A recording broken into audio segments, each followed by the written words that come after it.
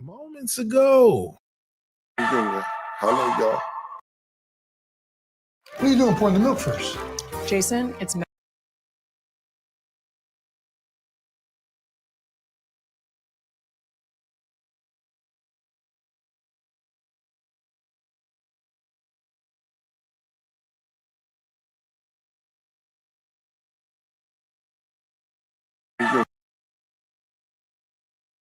Oh man, Jimmy was not a rapper then. Right. He was.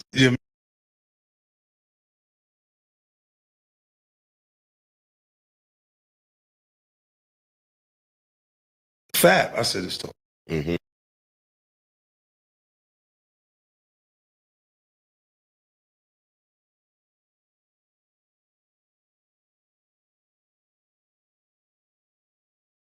Today's show is sponsored. Really enjoyed the last tour. Like, Right. and it was because there was no pressure. Mhm. I didn't just come off a record where I got to Right. get people into these new songs and stuff like that. Right. The television business was saying it was on strike, so I was saying I was on tour. Right. Because it was like at the same time, because they did that, I took the tour, and I went through a process with Live Nation before they was willing to do it. I did like 6 shows this when we was doing the GLG. Yeah, I think it started with 4, damn near. Yeah, 4. It was 4 joints, and it was like in Germany. And in the best whole, Just let him have it. Vivek in Sacramento, what old boy was doing right? with the Super Bowl. Mm-hmm. But a lot of this, even a lot of the competitive stuff, or what we would call it beef, right? He was doing Mayweather promotions at the time, and then he go, even A. Smith has said ain't no big deal. Skip Bayless ain't no Real so shit. it's a whole nother dynamic.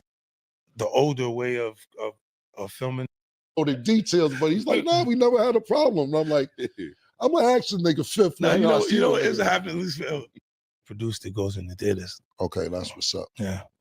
I was looking and did you ever, because we just was talking about, I don't think we was on camera talking about it yet, but you was with Steve Stout in Qatar. Yeah. Did y'all used to have beef, or it seemed like it was beef? That was it a part seemed of the like thing. it. Be defensive in Jay's behalf. So if you're being competitive with him,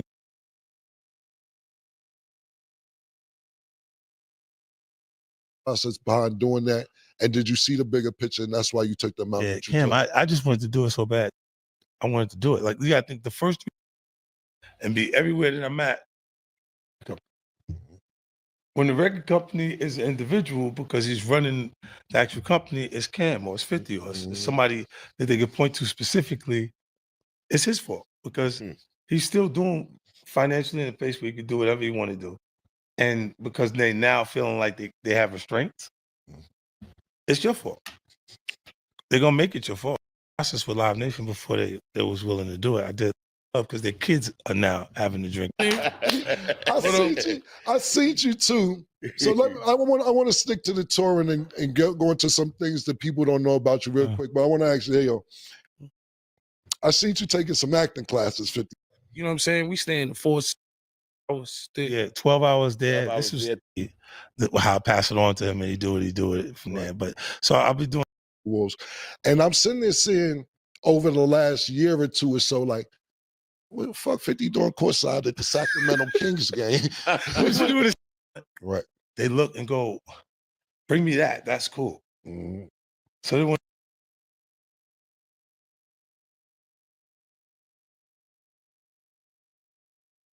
Like, our culture is competitive, man. It is, but I think when it goes past the music itself to blocking things in business, then I don't understand that. Like right now, you're not even competing for a slot. Jimmy was not a rapper then. Right. He was your man, like on the side, like on the side, just he was not a rapper at all. Right. So when Ballin' took place, and I'm looking and I'm going, oh, he having a moment. That's the Lloyd Banks. It's Lloyd Banks thing. Jimmy was not a rapper then. Right. he was your man, like on the side, like in the side, just he was not a rapper at all. Right. So when balling took place, and I'm looking and I'm going, oh, he having a moment. That's the Lloyd Banks. It's Lloyd Banks thing. He wanted that. He was watching them be that, like Mace be that, and Cam be that, and looked at, and it was finally he had one. Mm-hmm. And I just looked, and I knew I just took the shot, murder, to see, because I wasn't sure he was gonna go for it. Mm-hmm. But I was like, we like Jimmy better than you anyway, Cam. You gotta watch to see how he responds. And then when you see, he like, oh shit, he really like that. Like, give me that, get me Jimmy. Yeah, tell him we want him. We want you at the show, Jimmy.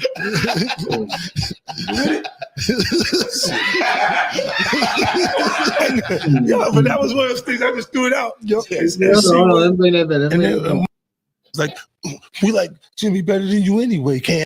The shot, murder, to see, because I wasn't sure he was gonna go for it. But I was like, hold on, y'all, my bad. rapper then. Right. He was your man, like on the side, like in the side, just he was not a rapper at all. Right. So when balling took place, and I'm looking and I'm going,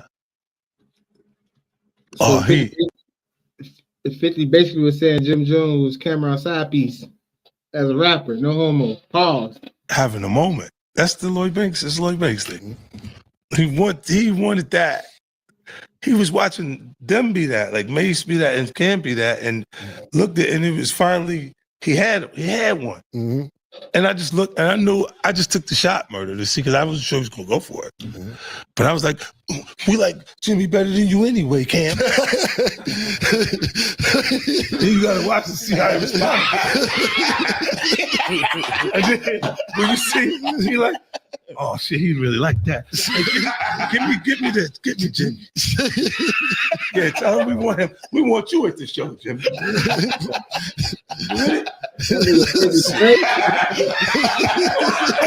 Yeah, but that was one of those things I just threw it out and see what.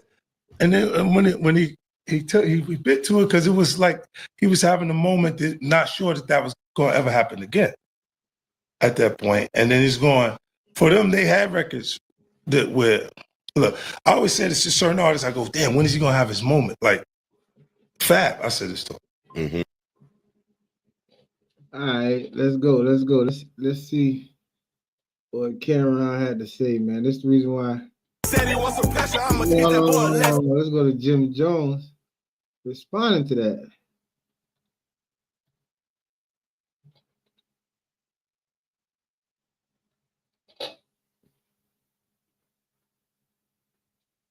Respond to Cam and 50. You know what I'm saying? We're gonna get deep into it. They're gonna let it know. They're gonna let it know. Okay. For the diplomats. You heard? Dan and Cam's pink. Moments ago. Watch Mace. I watched Mace on Cam and everybody around him.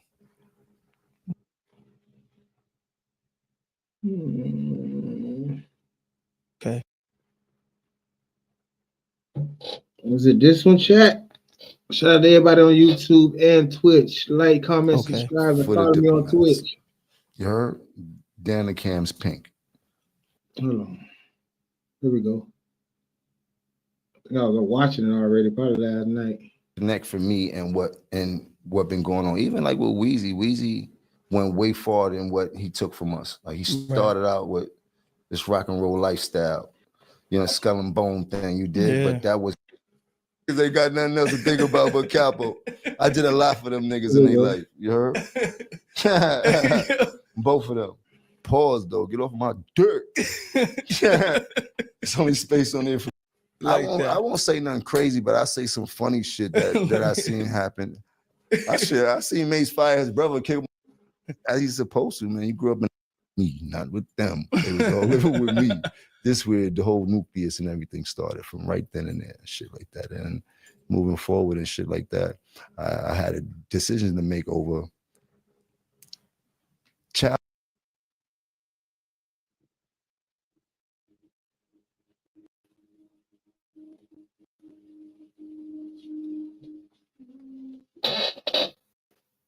leave out with something. Right. You know what I mean? And that was the most dopest part as I look back. We all got to leave out and be our own man on our own accord with our own successes and make our own money and don't have to need from nobody else and shit like that. You know? He like, put those on. I flipped them on. Christmases, the whole house filled up with mobile setup created by Jim Jones. It's a fact. Niggas wouldn't have been rapping outside the studio if it wasn't for him to this shit. day. I got my own technology that I founded in AWS, acquired it and shit like that. So during the pandemic, I was able to figure out how to virtually record in real time and create albums while everybody couldn't go to the studio. So I had figured out how to put the studio on the full screen, and AWS picked it up and shit like that. So I got the technology with Amazon and shit like that, that I figured out something for them, what they were trying to do with some type of gaming and shit like that. And when they saw what I was doing with the virtual setup that I created, they lost their mind. So these are the type of things I'm telling you how I figure out how to think outside the box to make some shit work in the midst of desperation. When I need something, they shut the world down. Yeah. You can't go outside. You can't go to no venues. Can't do nothing public. Nobody was at work.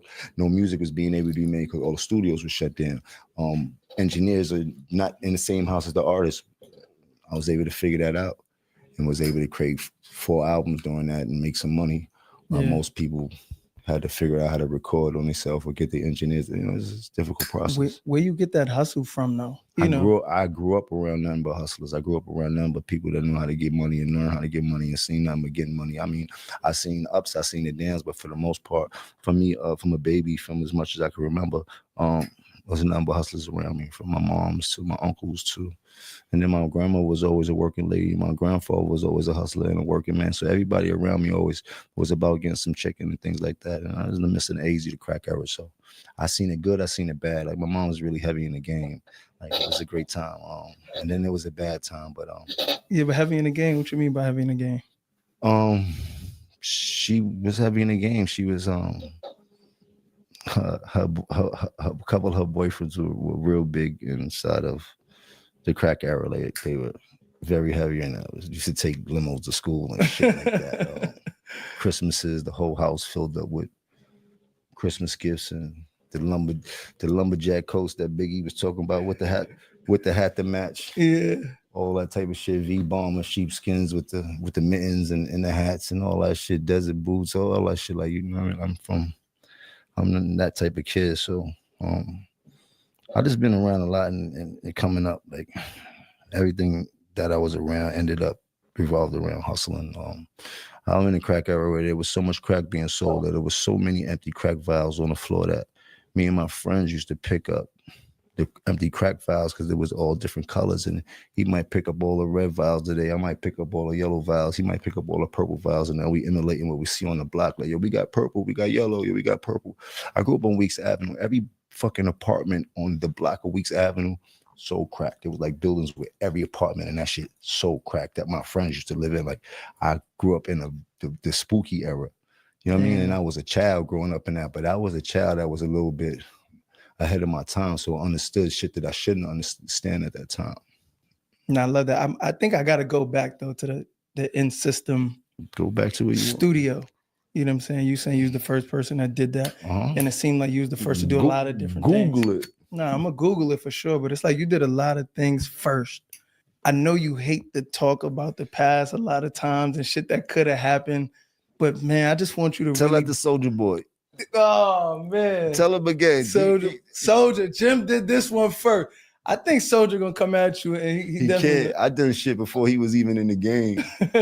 I was at Soldier Boy's first show in Atlanta. I think like at the Opera. I forgot what show. I was at his very first show when everybody was going crazy for this new kid named Soldier Boy doing a Superman that hoe. You was doing the dance, or you was too gangster? Nah, I wasn't doing the Superman. Nah, but yeah, man, I just want to hear how that feels though. Like, where you at now? All the shit you started, but not getting the checks for. Like, what stands out? Which brand? What? Like? No, I'll tell you a story. The most funny story would be True Religion. I am the first rapper to put on a pair of True Religion Hey, yo, jeans. Jen, you're not gonna kick with this first talk, wholeheartedly. man. I mean, like these niggas don't even know what True Religion was. My brother brought them jeans home one day when I got in the house. He threw them on the bed. They from Bloomingdale's. He's like, "Yo, throw those on, man. Them shit's just $300 jeans. This is one $300 jeans were the equivalent to a Mary's $1,200 jeans. Those niggas wasn't buying $300, $400 jeans. He like put those on. I flipped them open. They had the dope stitching, and then it was bell bottoms, and then they had a stitch going across. He like, man, put them shits on, man. Give a fuck about no bell bottom. This shit's $300 jeans, niggas, rich nigga shit right here. I'm like, man, we got it. I don't like the bell bottom part. Like, yo, bro, listen to me. Listen to your brother, nigga. I get fly too. They gonna be on this. Sure enough, I put them shits on.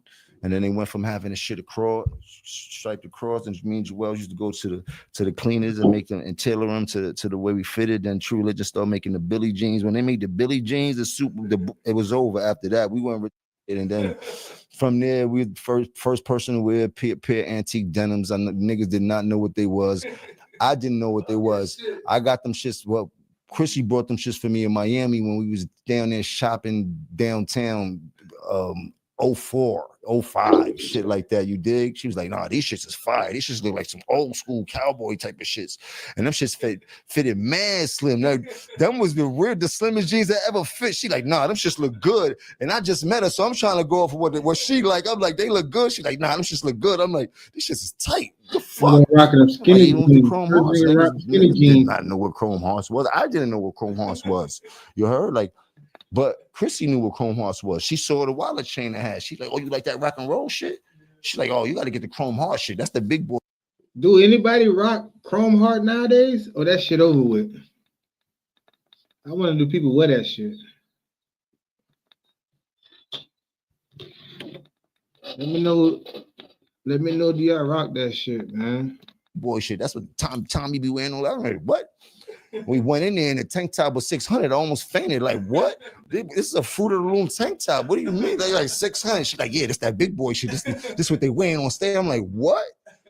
So it was like, wow. And that's how I learned about Chrome and started getting more into the rock and roll look with my lady who I had met in Miami at the time. And then I started running with my man Zoe at the time. And by the time I got down there with the chain gang, my man Zoe was already on Chrome Heart shit too. He was like the only other person I knew beside Chrissy that was on Chrome Heart. But he's backing out chains that cost $3,000-$4,000, cuffs that cost $5,000. All this is all silver, all silver shit. This is back in 04, 05, shit like that. I can't believe you spending that type of money on drip. But you met Chrissy in Miami? She from Harlem, but I met her in Miami. Okay, so she was like your first. She was like a stylist for you when y'all met. She wasn't a stylist. She just was always fly. Like Chrissy was one of the flyest girls in Harlem. One of the girls that, not just me. Check. Most of the niggas in Harlem grew up, had a crush on her and shit like that. You dig? So in passing, I would see her here, see her there, parties, puffy, all this type of shit. Always see her around, but I never knew her and shit like that. She would see me, say hi, and then one day we in Miami and I'm partying with Zoe, walking there and I almost fainted. Like, yo, so talking about Zoe Dallas. Why I was going crazy, but in my mind, I'm like, oh my God. So yeah, that was a great moment for me. And that was like a big score for me. I was young. It was dope. Yeah. At that age, you obviously lit. You having your way. You could have anybody that you wanted. But was it that stood out besides looks that Chrissy had that made you be like, yo, this is the one I want to, you know what I'm saying, spend forever with?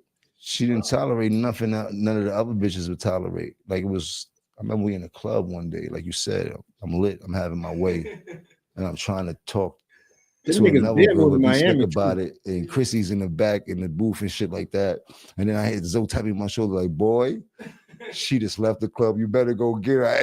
I'm like, yo, why you left the club? I'm like, yo, get my credit. I just run out this fucking chasing out the club. Like, yo, run. Man, she a different type because any other girl I was with they wouldn't even. Yeah, they would have just stuck around and looked like a goofy. You know what I mean? Yeah. So, and then she was always known for standing on business. She come from a world of hustlers too. Like she ain't no chump. Like, you know what I mean? Like she a big deal in Harlem. Like, you know what I mean? Yeah. She like see how proud you are. She a little older than me, so her era was like right before me in the glory days of all the Rich Porters and all that Come type of on, shit. Jimmy. That's her days. Yeah. Come on, Jimmy. Cam say you're not from Harlem, my boy. But I'm gonna let you get back to your interview. You know, as I see y'all relationship, obviously public, it's everywhere. Mm-hmm. If you would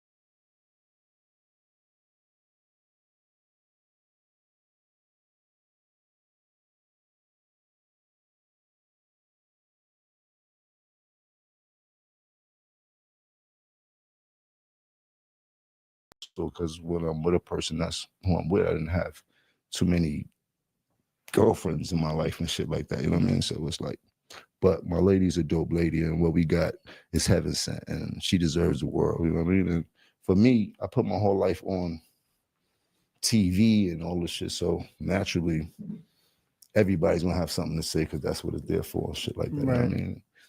It used to bother me a lot. Now I don't even pay it attention because that shit serve no purpose in my relationship. You know what I mean? what stops you from doing it the Nothing stops traditional me. way? We about to get it going. Yeah, about to get it going. Yeah. Here you hear it first. Respectfully, Justin LeBoy Show, Jim I can't Wedding. tell you this, that time don't lie, man. You know what I mean? Like, you dig, and sooner or later we all gotta do what we need to do and shit like that. 2025 gonna be a great year. Yeah, 2025 gonna be a busting year. I need that invite because you just announced it here. It's about to happen. I'm pulling up. Definitely Shit about to go up. Putting my dancing shoes on. Definitely bring some dancing shoes. As I studied, you know, like I did my homework, you know, I didn't want to show up ever to no interview with somebody that I look up to and be empty about it. And I just feel like loyalty is the one word that describes you. Yeah. What would you, I want you to define loyalty though. I mean, loyalty and stupidity run neck and neck. Remember I told you that. When you become loyal to a flaw, it starts to become a problem. You heard? And at that point, it's a stupid thing to do. You know what I mean? It serves you no purpose in the journey you set out to and whatever you was loyal to and shit like that. You know what I mean? There's like so many different variables. But for the cause, shit, I was in it wholeheartedly until and I'm still in it wholeheartedly. I'm still holding the flag up. It never stopped for me and things like that. You know what I mean? That's a little touchy situation and shit like that. But there was a time where we always loyal to what we needed to be loyal to, and it worked because everybody got to leave out with something. Right. You know what I mean? And that was the most dopest part as I look back. We all got to leave out and be our own men on our own accord with our own successes and make our own money and don't have to need from nobody else and shit like that. You know what I mean? Yeah. The interview you did with Flex a couple years ago. All right. You know, I'm like super surgical with anything that I look at. We bite. And you said things took a turn when Dame named Cam vice president of Rockefeller without consulting with his partners. Yeah, for him. For that whole little rock. Remember, I'm not part of Rockefeller. My bad, y'all. I was a diplomat wholeheartedly. I wasn't signed to them. My bad, y'all. I did some shit. You know, I'm still trying to get used to it, but we back at it. Let's get it. If nothing, I signed to Koch independently, my own shit. I was just me. Right. I was my own entity, even though I was a quote unquote so-called diplomat CEO, but I didn't have any paperwork. And at that point, it just, you know, you would think certain people would take care of you better as a partner than the way we got treated. Yeah. How much does that shit hurt you still to this day? I don't care about it. If I was down, maybe I might be swinging in the air like when Ricky died and shit like that. You heard?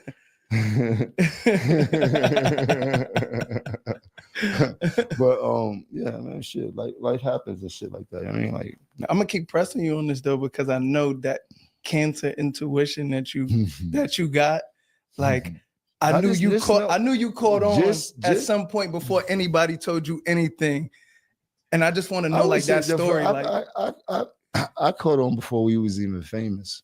What you mean? I'm great at reading people's characteristics. I'm a very spiritual person, and I know who's who when I encounter them. And if you give me enough time around, you'll understand exactly who you are. You heard it, and I got to understand exactly how I need to use you in my life, or I don't need to be next to you. And at that point in my life, it was only two decisions. It was either go to the street or play your position. Yeah, nigga, you a boss and you help put everything together. This whole shit started in my grandmother's house. Mace, Cam, Bloodshed, all that shit started out my grandmother's house. Everybody got signed living with me in my grandmother's house, with me, not with them. They was all living with me. This where the whole nucleus and everything started from right then and there, shit like that. And moving forward and shit like that, I had a decision to make over childish things that I seen people be doing childish things and shit like that. And I was like, well, if this is what you want, if you feel this is going to be your way out of this hell we living in, which was Harlem, you dig? Yeah. At the time, out of the hood, out of the projects, you have to play your position and shut the fuck up and do your job as a complete soldier and make sure nothing happened on your watch. And that's all you could do. And can't nobody hold nothing against you for that. And that's what I chose to do. And So you seen this shit before it happens, what you tell, like everything. it started with Mace. He didn't do the right thing. That's the one question I wanted to ask you. I'm a little bit too young to understand. Like I just was able to be like able to be like a teen. Like I watched Mace shit on Cam and everybody around him. Wow. A bitch like all the time. You heard? Like I was there the whole time, but I was Cam's man. You heard? Cam and Mace were so-called best friends, grew up together, and R.I.P. Huddy. Like I was there for everything. That's one thing that people can't never say is that I wasn't there for every single thing. What was your problem with Mace? Like, how did that all happen? Because that was Cam, man, like you said. Cam enemies were my enemies. Okay. Anybody Cam didn't like, I didn't like. And I already see how he was handling Cam, so I definitely didn't like him. You dig? And then I seen how much love Cam had for him and how Cam was jumping out the window for him, which a friend should and shit like that. Like, being overprotective, making sure nothing happened. Like, he was trying his best to make sure that Mace stayed as safe as possible. But Mace had got that money and lost his motherfucking mind, as he's supposed to, man. He grew up in a kid that doesn't have what most of us had. And he was probably more or less fortunate than most of us. Didn't have the sneakers, didn't have all that shit coming up. So him having the first bit of success out of all of us and really get into a bag, he just went crazy like most people do and shit like that. Shit, I had my times where I went crazy with that bag. It just be too much. Yeah. You dig? But the people I loved, I still love them today. You know what I mean? The people that I consider to be the ones that's gonna help me in this journey, I still. Jim Jones say that boy Mace shitted on Cam back in the days. That's crazy. But you think that's why they was beefing though? Cam and Mace? Well, I know they were beefing probably about something else, but was that something like easy to beef? Was that something like easy for Camron to beef with Mace because how Mace used to do him back in the days? I don't know. Love them today, and we still have great relationships and shit like that. It ain't got nothing to do with Cam and them and shit like that. We all have our own group of people that help us along with this journey and shit like that. So now that you see Cam and Mace together having their own show, how did that shit make you feel when you seen them come together after everything that you did? I seen crazier shit happen. I know brothers that shot brothers and shit like that. So for friends to get back after a world of whatever they went through, it's not surprising to me and shit like that. But I see they don't talk about the days of being shit on, you heard? They don't talk about the things that separated them and shit like that. So, it's funny. But kudos to them, man. They got a dope show. Who am I to hate on what they got going on, man? I hope they make $1 trillion. What's the craziest shit you seen Mace do to Cam that was just like, yo, I can't believe these niggas There can we even go. get back cool after some shit like I that. won't say nothing crazy, but I say some funny shit that I seen happen. I seen Mace fire his brother, kick him out the limo in the middle of the highway and shit like that. You heard his old brother. That nigga's vicious. But he coming back off the road for I think a bunch of tours and shit like that. Get off the plane. And Mace got the brand new Mercedes drop burgundy, pull up to the airport, skirt, the car dealer bring that shit outside the airport, two-door joint, brand new stickers on that bitch. That nigga going crazy, right? Joking and shit like that with Cam and shit. That nigga jumped in the shit by himself with skirt off. I said, yeah, this nigga is a different type of animal. This nigga don't care about nothing. Word up. Nah, then he had us on the road with him because this was Cam started doing the hype man for him, and then we started doing some tours. I would be hyping Cam, so now I come out. So now he got us hyping both of them. Nigga had us doing dance moves, like coordinated dance moves on the speaker and shit like that. I never forget this shit, like matching outfits, coordinated dance moves, like what show? Well, Cam bust out that shit like, we ain't doing this shit no more. Fuck all these niggas, man. Fuck everybody, man. Kill one of these niggas. That was the last time we seen them until it is what it is, you heard? Keeping it Cam right now. He just did the interview with 50. For the younger audience, we had like a rap battle thing at one time. And 50, what you did, so we was having interior problems at Dipset. Nobody knew about this. Nobody knew that we was like not on the same page. Right. So when me and you were battling during our music thing, you got members of Dipset to come to your show. Them niggas be on my dick, right? Them niggas ain't got nothing else to think about but Capo. I did a lot for them niggas in their life. You heard? Both of them. Pause though. Get off of my dirt. There's only space on there for baby girl, man. Come on, man. Tugging on my shit like that. You never clear shit up. And we never hear your side of the story. Cam was like, I thought we could pull it together. Next thing I know, I see Jim performing with That him. nigga ain't think nothing. He could pull nothing together. He couldn't do nothing with me. He couldn't tell me nothing, nigga. Like, let's not get this shit twisted. Like, nigga, nobody could tell me nothing, nigga. I was my own boss. I did what I did as a fucking soldier because I was a soldier, nigga. You heard? I had the soldiers. Niggas didn't tell me nothing. You heard? I did what I wanted to do. I seen the shit wasn't going right, so I started doing what Jim Jones needed to do for Jim Jones because the nigga that was supposed to be the Don wasn't taking care of the capo. Started feeling like the Gotti movie, you heard? But what was the point where you realized I'm gonna have to do what the fuck I gotta do because this shit? I mean, there was definitely the last straw. Like there's nothing in my memory like, yo, that was the last show, but it was just the way the sequence of the way things was going, and then it came to a point where I had to worry about who Jim Jones was moving forward. Then I was worried about anybody else because nobody else was worried about me. I got to a point where I became famous too. It was a point where all the famous people know me. Then after that, it was like, shit, I'm just as famous as all the famous people. I can't do what I used to do for you. You heard? Somebody got to do that for me right now because I'm super lit. You heard? But I put my life on the line for all of the shit, and you know, and everybody knew that. But niggas wasn't doing the same thing in return. What's something that stands out to you though when you realize niggas really wasn't for you? I know you say you've been seeing it, but there's a moment, bro. Like you know, when what I'm saying, you start to feel like somebody, when you start to feel like somebody want to see you do good, but not as good as them, you're like, oh yeah, I know what this move is about. You heard? Everybody don't got the mind of a real leader. Who reached out to who when you went out to perform? Because I had Ballin'. I had the hottest record at the time. My record was hotter than 50's records at the time when Ballin' spanked out and shit like that.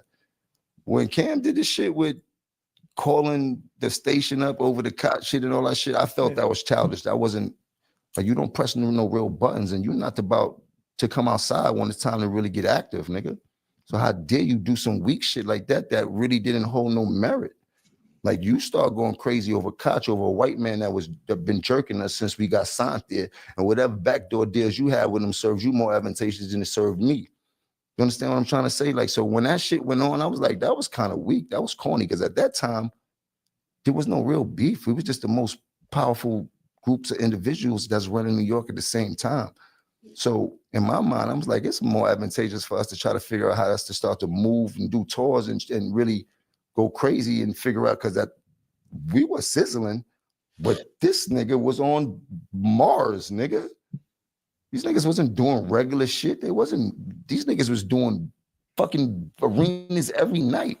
We doing clubs every night. We got the city and the urban communities on fire and shit like that. In my mind, I see an opportunity for us to really start. You heard? Like, we had all the power and shit like that. My mind ran different and shit like that. So when he did that, I'm like, damn, that fucked all that up. You heard? And then it was like, now you want to start a beef with these niggas over what though? So you never understood why he started beef with them? Nah, I didn't understand that.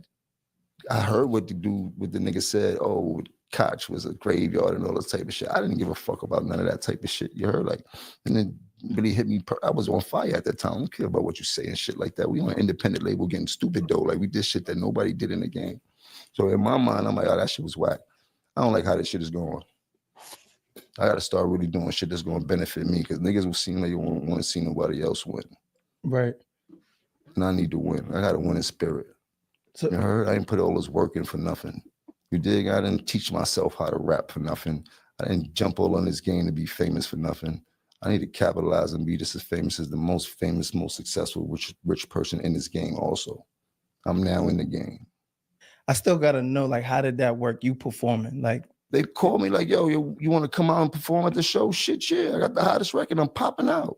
And I wish nigga would look at me sideways, think they're going to do anything funny. I'm with all of that. We'll boom this shit up. It'll be nasty in New York. That's how I was living back then. That's what I was on. I wasn't on nobody's friendship. I was in there like a pirate. What's up? What's up? That's how I was. You dig? Like, hope everybody be calm, because y'all know this shit going to go way left real quick. You dig? I'm here for what I need out this shit.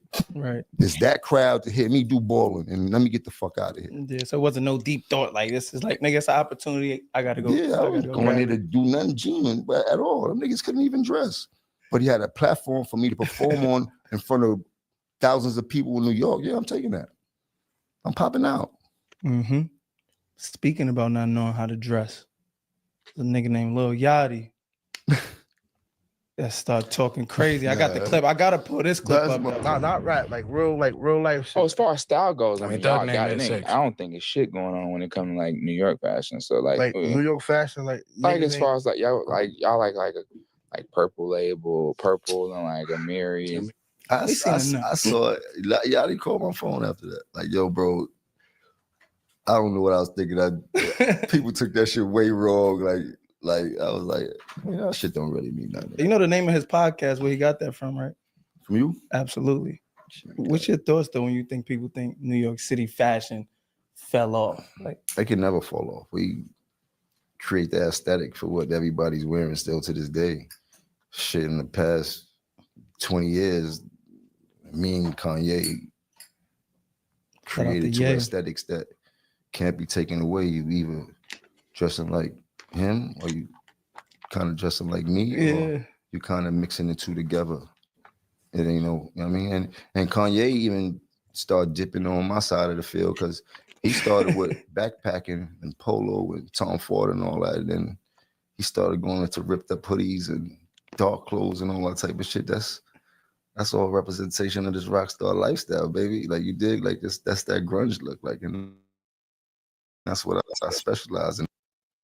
That's what I brought to the table. I always liked the way that white boys dressed when I was coming out. Pause. Ayo, like, you dig? Like Eddie Bauer, all that type of shit used to. Eddie Bauer. You dig? Like, it just was a different flex we was looking for coming up and shit like that. I never really got what everybody else got. Sometimes I didn't have the money for it, so I figured out the way to do some shit that make niggas go, oh, he killed that. Or sometimes I just didn't want to look like, most of the times I didn't want to look like people. So I understood the playing field, and I watched what going on, and then I put my own mix to it, where you will understand, oh, he caught that. He went wild with that. I never seen you go too far though. Nah, niggas started painting their nails. This is hip hop. Niggas started painting their nails in hip hop. This is where the disconnect for me and what been going on. Even like with Weezy. Weezy went way farther than what he took from us. Like, he started out with this rock and roll lifestyle, skull and bone thing you did, but that was never a rock and roll thing. I just admired how the rock stars look, but I never was wearing everything they wore. I was taking bits and pieces and kept the Air Force Ones on, kept the Jordans on, kept the constructions on, good belt game. The chain gangs started being fly. Like it just, they had a lot of, but I always kept it hip hop. You heard? It just was a different hip hop bop. You didn't see like, oh, this nigga looking weird like Red Hot Chili Peppers. Oh, this nigga look, you dig like you never thought that. When niggas see me on 106 in Park, you was like, oh, this nigga got a mean bop. That shit he be having on his cold. But it was shit that you could acquire. Like, oh, he got the Air Force Ones on. What kind of jeans is those? Yeah. Oh, he had a snakeskin leather jacket. Both like you dig. Like it was everything that we represented uptown, but on steroids. So now I got on the $6,000 jacket on 106 in Park with the $400 jeans, but I still got the Air Force Ones on. Then we got the BB, like you dig it. Everything was still a hip hop bop.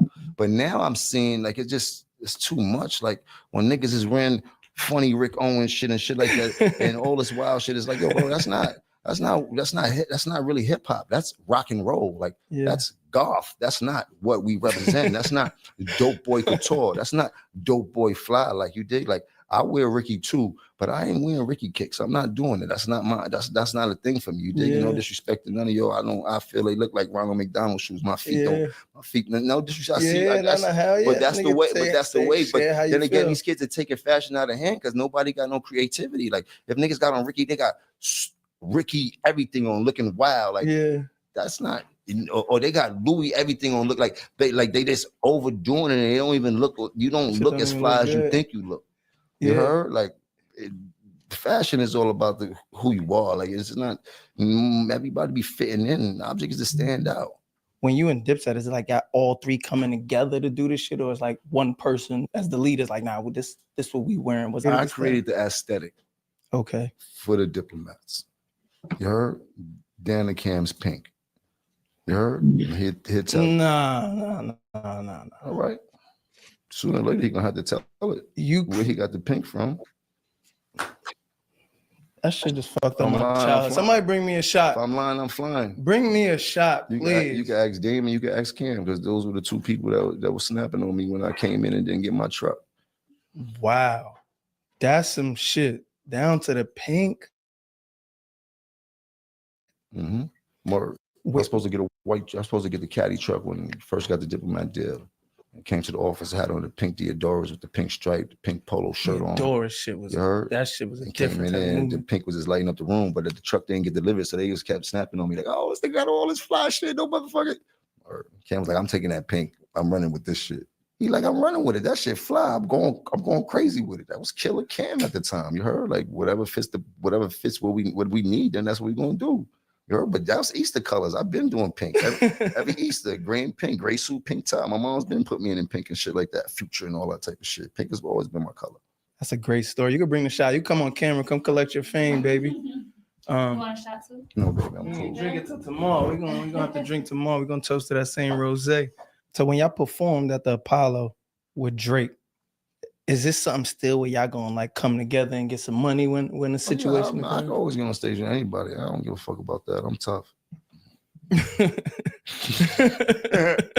Yeah, about none of that shit, bro. If it's for the bag, I'm gonna go. You gotta ask them other niggas if they gonna go. Or if for the bag means you was gonna pop up. Zeke too. How did that feel when Drake brung y'all out? Like, what was your thoughts on that? That was super dope.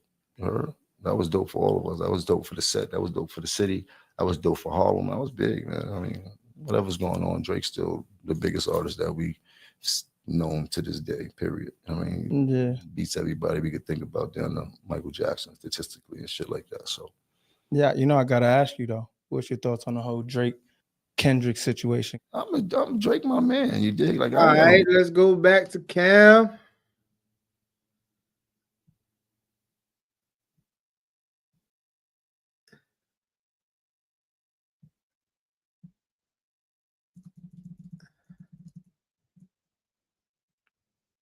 Camron.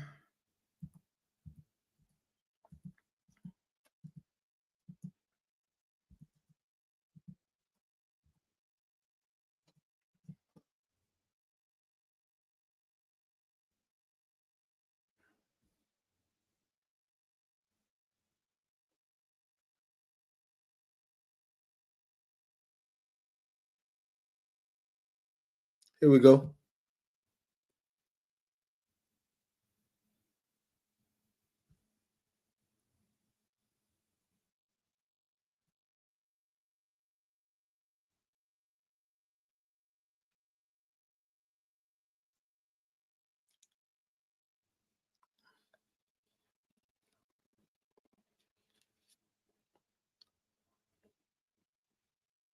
Got your bitch on her knees doing yoga, how she stretching. I don't got lemons, but I squeeze. No, I'm super fresh, life a breeze.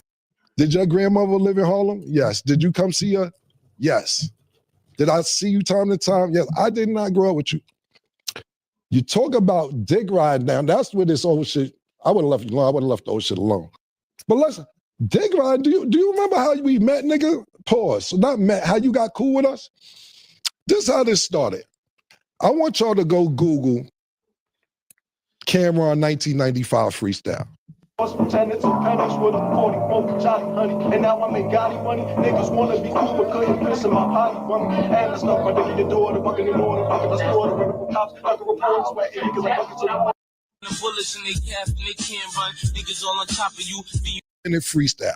Nigga like the blast mag, put niggas in trash bag. Freestyle. That we just showed y'all, go Google them, have fun with them when you get time. We were popping. It wasn't no internet.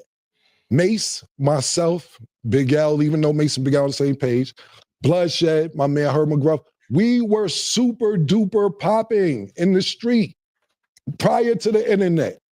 Everybody knew we was about to get a record deal. Everybody knew this, nigga. It wasn't no secret. Basically, you heard our freestyles. And you came up to me one day when I was chilling in front of the house. You said, and this word to my dead mother, yo, man, I heard the freestyles. Y'all killing shit. Yo, you know my grandmother died. If y'all want to come by and just hang out, y'all could. Y'all more than welcome. You like, all right, Jomo, thanks. It didn't really make sense at the time because we like, yo, my nigga, where's Jomo inviting us to his house for? Even though he cool nigga. But it didn't make sense to be going to Jomo house. More freestyles come out. Yo, I heard the new shit you did. I heard the new shit you did. Yo, you want to come through? Come through. Why? Why are we going to Jomo's house? Cool. One day, I'm leaving Mace's house on the west side, going back to the east side. I stop at Jomo's house. His grandmother died, God bless her dad. And he had a free crib. So yeah, I would bring some bitches over there to fuck sometime. A little crack maybe. I'd be at everybody's house though. I love my grandparents. My grandparents were strict. I stayed at Duke the God house. I stayed at Mace with Cuda. I stayed at her. I stayed a bunch of times. I never needed nowhere to stay. You act like niggas on your couch. You was a fan, nigga.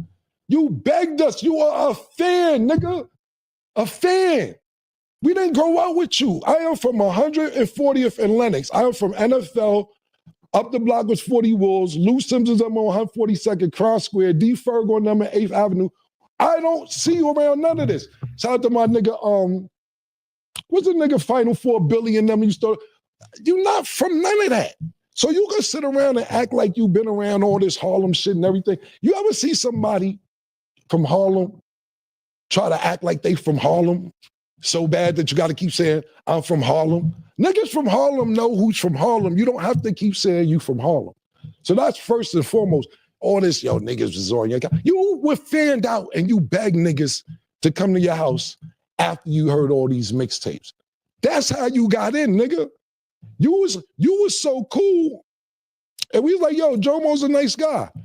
Mace like, yo, I think I'll teach him how to rap. Mace actually taught you how to rap. Literally. Literally. He taught you how to rap. You'll say it. Matter of fact, bring up the clip.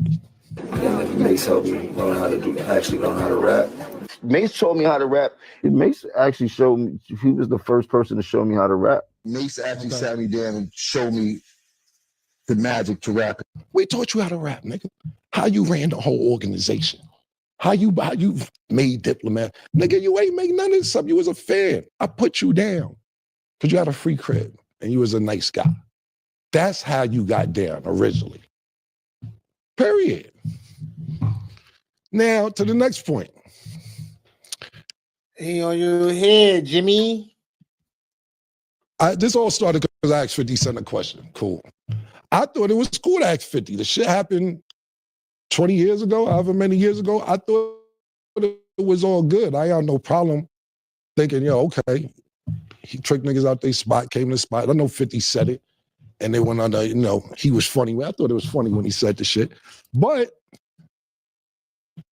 I didn't think it'd be a big deal because you make up with every nigga that put hands on you. But I see the pattern now. If a nigga agree to disagree with you and don't want to take it that route because they got some genuine love for you, you keep going on and on and on. Every nigga that put hands on you or you get told you cool with them. I see you with C Gutter. Junior Mafia, cool. I see you taking pictures with True Life. It's cool. Man, DC, y'all having sit-downs to work out. Gunshots was let off with that. Y'all having sit-downs to work it out. You tried to chase French Montana out the game. That ain't work out. Y'all got cool. So cool that you go to his video shoot. Pardon me, not his video shoot, his movie. You're sitting in the crowd watching the premiere, and they dissing you in the movie. You in the movie getting dissing. You got to eat it. Just sitting in the crowd. Nah, nigga, they dissing you in the movie that you went to go see, bro. You ever wonder how you met Mano? Ask him how you met Mano. Mano gonna downplay because they cool now.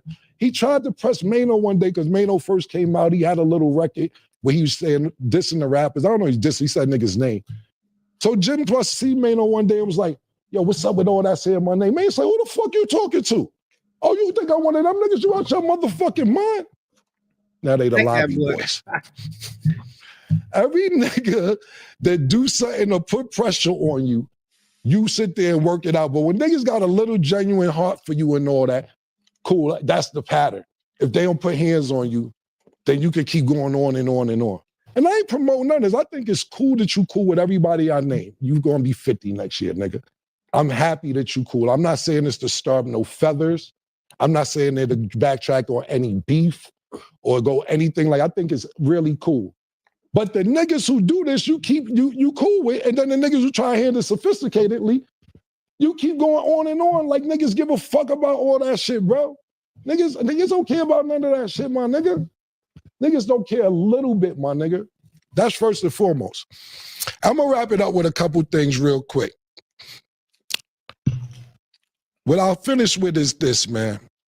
I'm never here to downplay your character. As much as you try to degrade my character for years and push me under the bus and say, I ain't start this and I ain't do that, and you started Pink and you made the Diplomats, which is just, if people choose to believe that, then look, I got a bridge in Brooklyn I can sell you to, my nigga. Period. But at the end of the day, my nigga, I'm never trying to downplay your character. And I didn't know all this shit was going on because I was on vacation. I came back a few days ago and seen all this going on. And it's like, for instance, right? I see you post the shit, Cam let me get jumped in Rucker, this, that, and third by 8 niggas, this, that, and third. I'll let niggas tell that story however they want to tell it. I don't give a fuck. I seen the story one time when Little C's was telling the story. I mean, me and Little C's is cool. And Little C's told me he punched me in my face. Really? And me and C, I seen C's. C's, really? No, I'm not dissing C's, but no. Little C's never punched me. But if you go to his internet story, that's what he said he did. And like I said, I ain't got no problem. I seen C's, we good. But you keep running around with these 25-year-old stories. Do you ever hear me talk about when you ran on me when BMF pulled up? When you ran in a hotel, they chased you to the beach. And lucky, I had my shit on me and my man JoJo, I ain't gonna say his name, Spanish nigga, you know him. The Spanish nigga who don't care about life, who was with me, is like, who all these niggas coming? I said, oh, they come this way. No, and this no disrespect, because Blue's my nigga, Meat's my nigga, all that. And Blue Da Vinci just told this story on his platform or whatever platform recently. He got it 89% right. It's a little off, Blue. I'll tell it on Talk with Fleet, my perspective of what happened. But at the end of the day, I don't be out there pumping. They chased you to the beach, nigga. You was in the sand. You was getting wet from the water, from the ocean. I don't pump that. Took your rags off. Me and JoJo was laughing about that 3 months, some cool shit. Cool. I don't pump all that shit, nigga, because I ain't trying to degrade your character. You know why? Because the revolution was televised, nigga. That's why I'm here, nigga. That's why I gotta work like that. That's why me and Murder is here, nigga. The revolution was televised, nigga. Fuck is you talking about? And I'll wrap it up real quick with this, nigga, because I'll be here for an hour. We got other shit to do. Stop tricking niggas out their freedom, bro. Because niggas get around you to put themselves in better situations, bro. Not to be in worse situations than they was before they met you. You get? Do you understand that? I don't know if you understand that. That's why niggas come around, but then you send them on dummy missions and trick them out their freedom. Max is doing 75. I know you don't give a fuck. Jaja just wanted to be a rapper. Jaja had 10 years, my nigga. We don't know where Jeter at. Stro is just missing. I don't know what the fuck happened to Stro. Slicey, 12 years. His godson, that was 13 years old, 8 years. Shotty, he was trying to be 12 years. And I know you love Mel, because I love Mel Matrix. That's my brother. I love him. That's your man more than my man, and that's a fact. I'm not denying it. But you said when he come home, he gonna be the triple OG. Get that man a job, my nigga. Get him a job. He's a triple OG before he went in. Make sure he getting a job, getting 6 digits a year. That's what it's really about. As much as that side, I don't know if they fuck with me or not. I ain't talking about this situation. You know what's gangster? Emery is gangster. Emery that had a Puma, creative, whatever the fuck he doing. It ain't even like jail back on his plate no time soon, and they ain't never going back. You know what's gangster? Biggs is gangster. Biggs come home for jail, still got a stake in Rockefeller, whatever him and Jay-Z worked out, that's cool. Or whatever, he got St. John as artist, he working with Drink Champs. That's gangster. Not throwing niggas back in the pot that eventually do something that could get them back in the same situation. And I'm not saying, man, if you got something lined up for Matrix, I'm shut the fuck up. My bad. I apologize, but I don't want that for Melly because I give a fuck about Melly. Whether he care about me like he used to or not, I still my nigga. I got love for Melly. So hopefully that'll go right. But this is gonna be the last time I address this. I did this 10 years ago. A lot of people seem like this is new business. When Jim wanted to go to Rock Nation, he sat there and was crying on Funk Master Flex, saying I did this, did that. We did this whole thing 10 years ago, bro. I'm not doing this every 7, 8, 9, 10 years. Whatever you got to say after this, good luck. I wish you luck. I got other shit to do. A lot of people don't even realize the Dipset movement was from 2001 to 2006, 7. It's 2025. What are we talking about here? If it's people interested in the stories, I dig it. I understand that. Me, from 2007 to 2025, I got other shit to do. This is not on my motherfucking plate. So I wish you all the best. I don't care what niggas say after this. I'm not addressing it no more. Believe what you want to believe because I got other things to do. Oh, boy. Oh, boy. Ladies and gentlemen, we just... All right. Yeah, I agree with Cam, though. I agree with Camron 100%. But that he's talking about 2012, 2011, 2013. That shit old, buddy. Time to let it go, buddy. Let it go, buddy. Feel me? Niggas got new shit to do. Niggas got new shit they're trying to jump on. They can't be bickering, going back and forth about the same old shit every few years. That's a negative, Capo. You know what I'm saying? That's a negative. But shit, damn, let me end this right now. I'll be right back on, y'all.